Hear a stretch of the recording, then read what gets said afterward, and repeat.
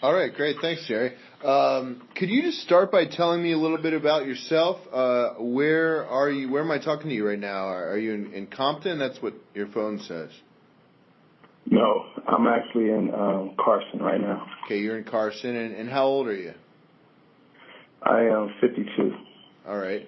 So can you just sort of tell me about a little bit about your story and sort of what led you into My Child Says Daddy and Reggie? Yes. Okay. Let's see. Let me try to shorten it up a little bit. Yeah. I could talk for hours. Hold on one second. My office is calling me. One second. I'm sorry.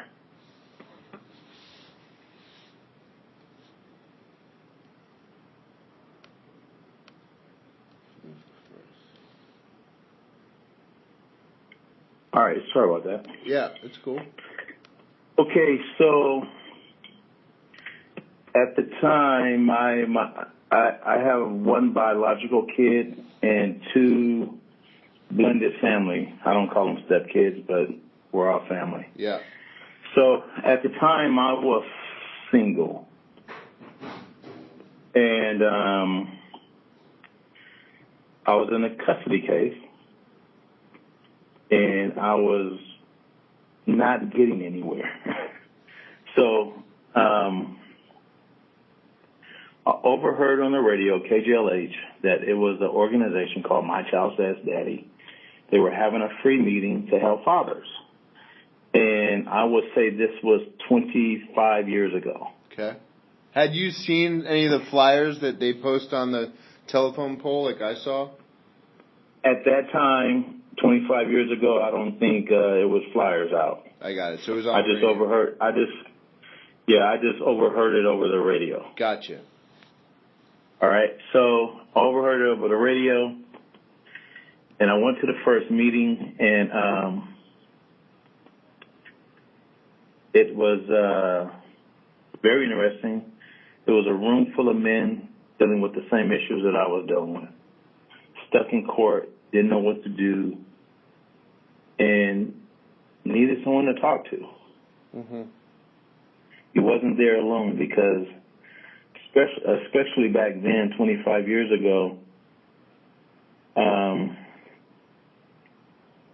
it was hidden that men cared about their kids just as much as the mother. What do you mean? Just as more. What do you mean by that? Well, there's a stigma out there that African American dads are absent, that a man can't care for his kid as a woman can, mm-hmm. as emotionally connected and things of that nature. And I don't believe in that. I will say this. I'm going to say this and then I'll backtrack. Okay. After being in a relationship 18 years, after getting a divorce, my two stepkids moved with me. So I don't believe in, and I didn't request them to come. They wanted to come. Mm-hmm. They told their mom, I only have one dad. That other person I don't know, and I want to stay with dad. Mm-hmm. So I'll go back to this. So I was in a situation, bumping my head. I didn't know what to do.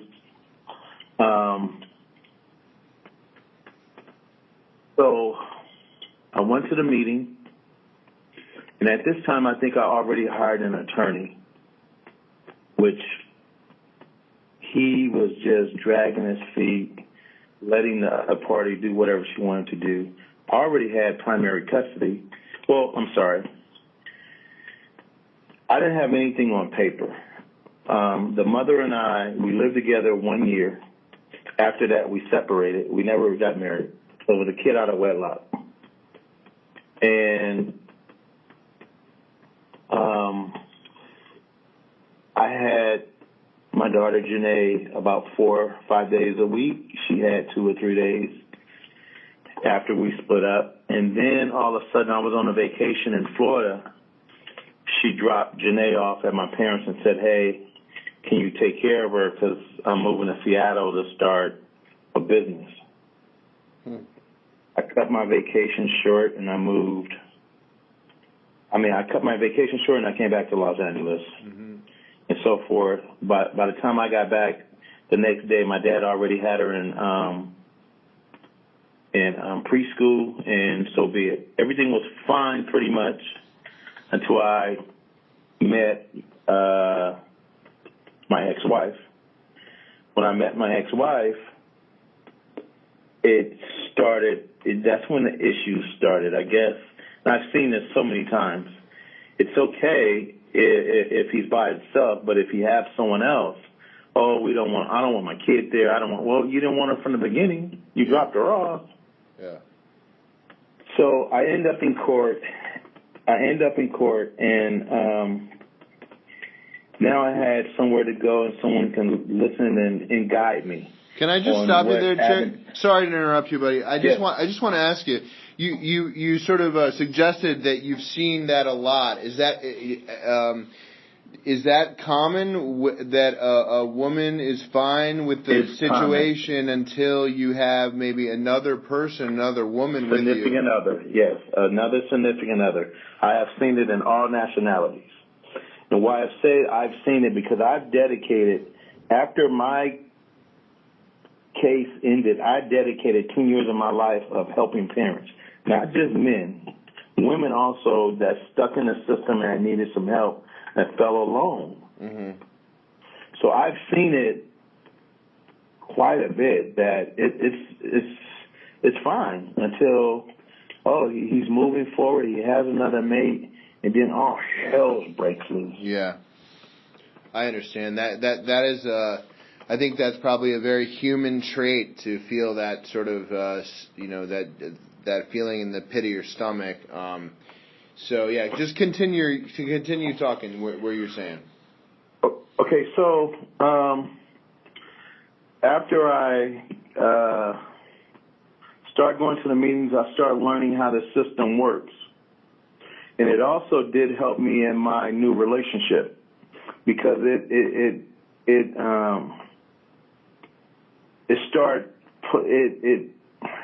it's very tough when you're in a custody case and you're married or you're in another relationship and you have this outside interference that they're only interfering because of their mental, because mentally they can't take it, or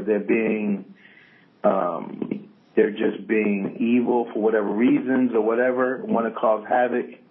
It takes stress upon the new relationship that you're in. Mm-hmm. So at that time, my child says that he even had meetings for couples to come in with other couples, and doctors and things of that nature would come in, counselors, relationship counselors. Mm-hmm. There was one attorney years ago, he wrote a book. This book was like my Bible, but the name of the book is Custody for Fathers. And it was written by an attorney, a husband and wife attorney, that they were very successful at helping fathers back then getting custody of their kids. And it was like a roadmap.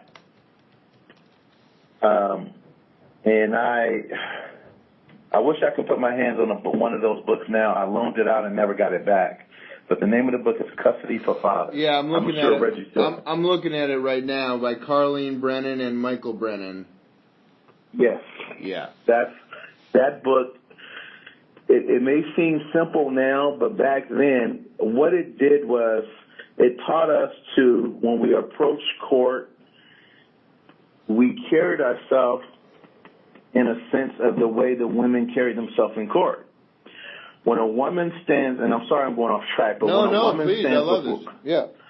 When a woman stands before a judge, she never says, it's rare she says, my son.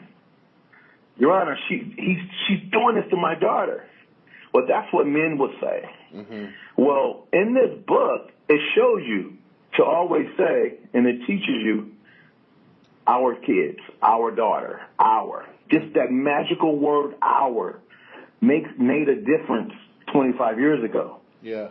And it's just so the book had certain different things in it, of even parenting plans and different things that these are the things and the tactics that mothers used, and they were successful in court. I see. And tell me, was this book used as kind of a textbook in My Child Says Daddy? Is that where you first saw it? That's where I seen it. Reggie did have them. Yeah. And that the lawyer and the wife, they came to a few of our meetings. Yeah. And that book, whenever my head was against the wall and I couldn't reach Reggie, that book helped me out because it spelled it out. You're going to have tough times. You're going to feel alone. You're going to feel that I felt my ex-wife, it felt like everybody was against me. Yeah. And I was only doing it for the best interest of the child. Right. And I did end up in court, and right before I got the attorney rehired, my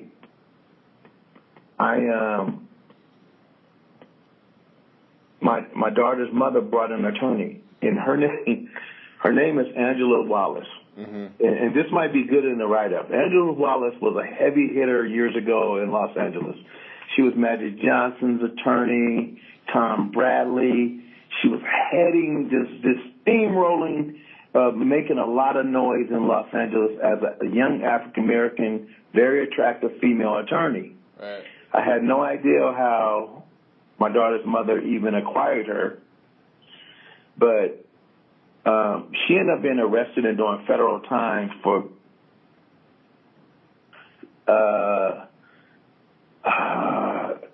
embezzlement of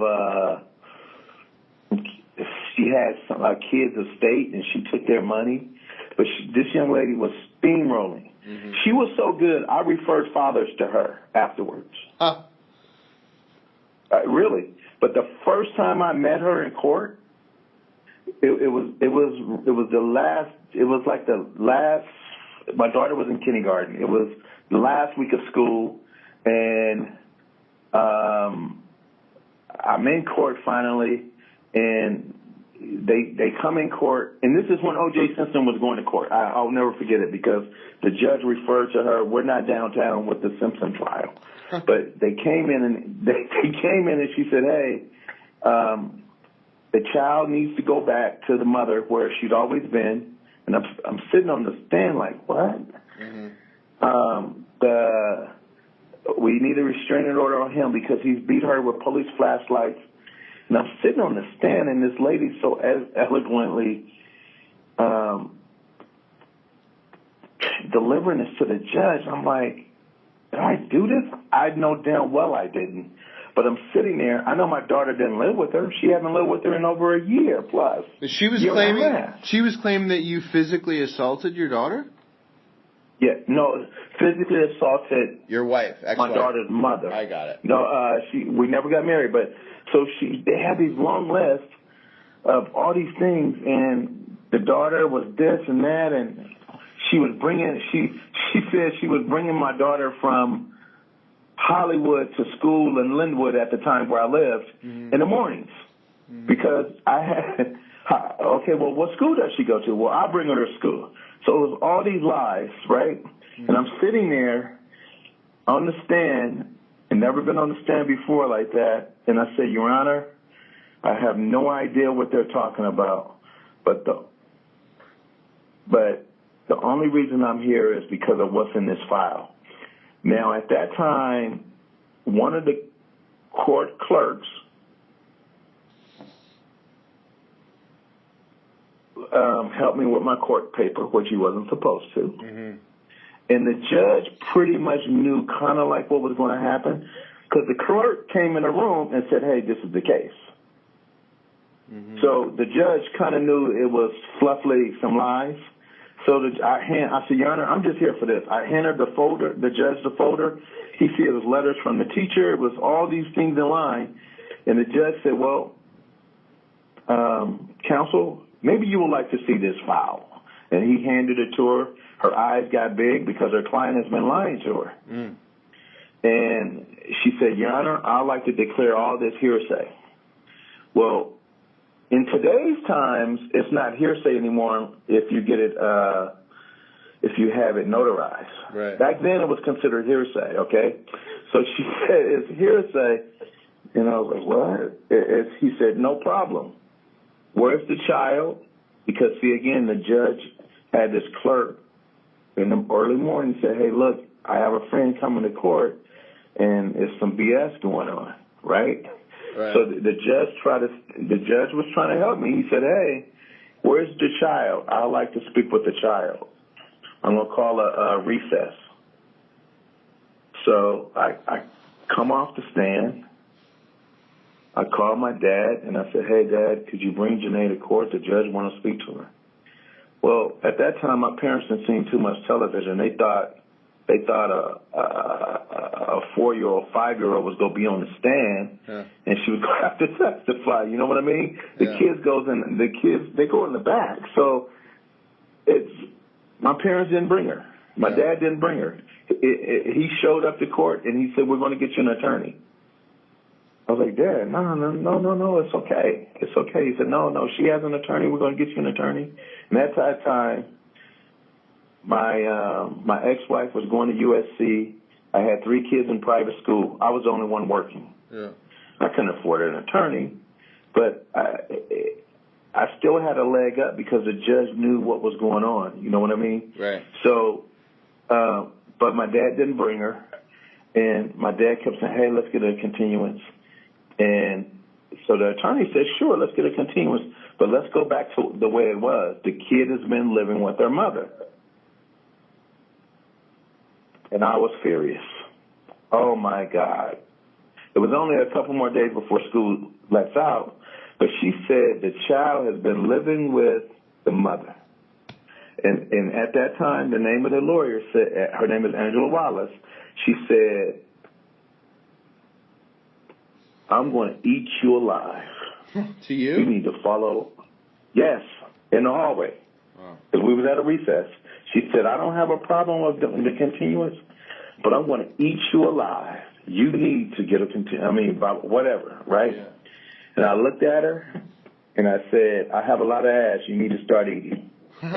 I'll never forget that in my life, because I kept telling my dad no. I kept telling my ex-wife no. I said, it's not right. They're lying.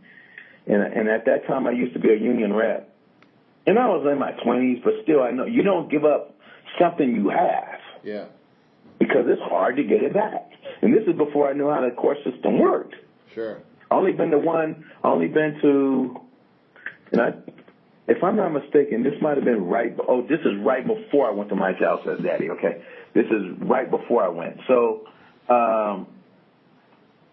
they all go back in the court, and I stay in the hallway. I said, I'm not doing it. My dad came back and he said, son, have I ever let you down? I'm telling you, this is the best way to do it.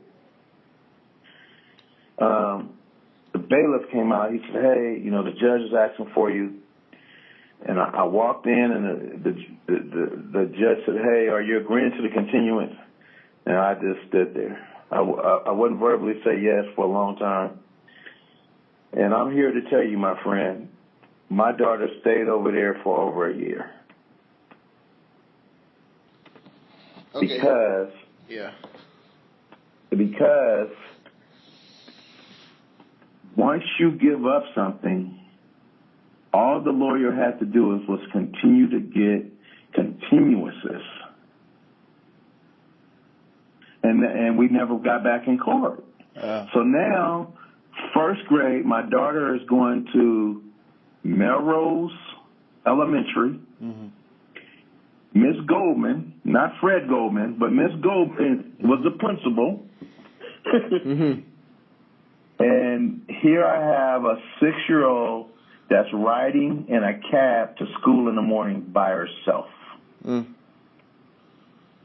Not having breakfast, or sometime walking just over a mile to school with her and another friend, first grade.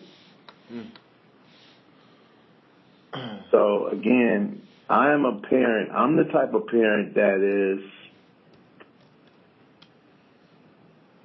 I'm a full-time parent. I'm not just a provider. Yeah. That drove me crazy. Yeah. It wasn't that I was losing in court. It was the best interest, first thing that Reggie has always taught, the best interest for the child. Yeah. That's the only way you can move forward in court. Right. It's the best interest of the child. So your daughter's walking to work and taking the cab to work. Is that what drove? Is that what drove you to school? To school. I'm sorry, to school. Is that what drove you to see Reggie? Is that I'm just trying to get the chronology around when you heard on the radio? That's what drove me. That's when I heard it on the radio. A father needs help. That's when I went to Reggie. Yeah. And that's when Reggie said, "Hey, it's going to take a minute." And he said, "Oh wow, she have a heavy hitter." Yeah. We always wonder, how did she get this attorney? Yeah. In the Ebony magazine, just all kind of stuff. So he said, it's, and that's when, at that time, I was going back and forth to court. I was going to court, but I was going to the meetings, but my dad has already hired this attorney that wasn't working for me. So Reggie was giving me information to go back to this attorney to try to make him work, to try to stop having continuances, agreeing to these continuances. But this was an attorney that basically just took our money. Yeah. So now she's there, going to first grade, missed almost 60 days of school. So many things were going on. I went back to that principal numerous of times. It's something called SARB. When a social worker from the school district gets involved, and this particular principal protected the mother. Yeah. And eventually, with the things Reggie taught me, I fired their attorney. I went up against Angela Wallace, and Janae returned back to school for second grade with me. Yeah. But all of first grade, imagine missing 60 days of school. Just who would put their kid in a cab? Yeah, man. Alone. You know what I mean? Yeah. Or just walking almost a mile to school at 6 years old. So I gotta stop. Happened? Listen, I have someone coming in trying to get this room. Can I call you right back? Yes. All yes. right, I'll call you back. Just hold your thought. All right, thanks.